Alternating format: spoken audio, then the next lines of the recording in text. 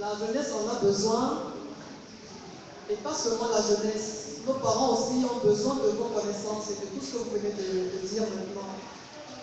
Ce qui m'a frappé d'abord, la première fois que je vous ai traité, hier quand vous êtes arrivé au camp, je n'avais pas encore vu une dame qu'on appelle princesse qui agit comme vous. À la fin du match de handball, quand vous avez reçu les dames, vous les avez prises dans vos bras. Elles étaient trempées de sueur, de saleté, de poussière, parce qu'elles se sont enroulées au sol. Mais ça ne vous a pas gêné. Vous avez embrassé, trempé de sueur, et moi ça m'a marqué, ça m'a frappé. J'ai vu en vous cette grande humilité qui fait de vous une grande dame. Et quand je suis rentrée à la maison, j'en ai parlé à ma mère, je lui ai dit, on l'appelle princesse, mais ce que j'ai vu, vraiment, c'était très grand. Ma question, maintenant, nous sommes là dans le cadre de la lumière. C'est vrai, la lumière, elle est née au Cameroun, mais elle n'est pas seulement pour le Cameroun, elle est pour le monde entier. Et du Cameroun, elle émet des rayons dans le monde entier. Comment, vous étant au Burkina Faso, comment vous recevez ce rayon de lumière qui vient du Cameroun? En bref, qu'est-ce qui vous met sur la route de moment? Merci, telle était ma question.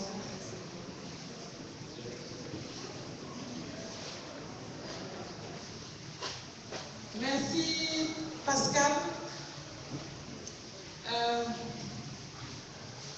La lumière est venue jusqu'au Burkina. Elle s'est déplacée du Cameroun au Burkina. Et elle a laissé la tache là, indélébile. Et nous avons aujourd'hui pour mission de garder cette lampe-là allumée. Et c'est pour ça que je dis, je m'engage. Parce que c'est mon aîné, c'est ma mère. Si elle peut donner autant de temps aux autres, accepter de se sacrifier pour les autres, il n'y a pas de raison que nous, jeunes, nous ne fassions pas la même chose et peut-être même plus qu'elle. Parce que chez nous, au Burkina Faso, on dit que l'âme met bas pour soulager son dos. Bon. Elle va soulager son dos de ce côté du Burkina, là, de l'Afrique, là.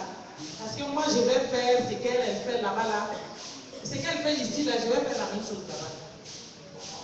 Et de temps en temps, je me connecte à elle pour ne pas manquer d'énergie. Parce qu'elle se connecte à Dieu pour nous transmettre l'énergie. La connexion va rester allumée pendant toute notre vie.